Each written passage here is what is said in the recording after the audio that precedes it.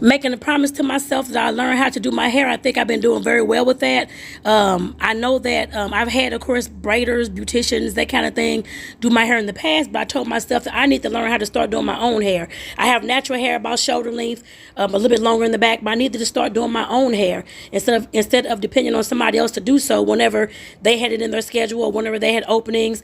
Some of the times I couldn't fit into my schedule. So like I said, I had to learn how to start doing my own hair. I had to start doing my own self-care. To me, that's self-care and self-management. I guess I put it that way.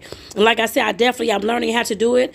I've done the, what is that? The twist, the passion twist. Was it the passion twist last time? I forgot, but whatever kind of twist. This time it's the butterfly locks. I did this on yesterday.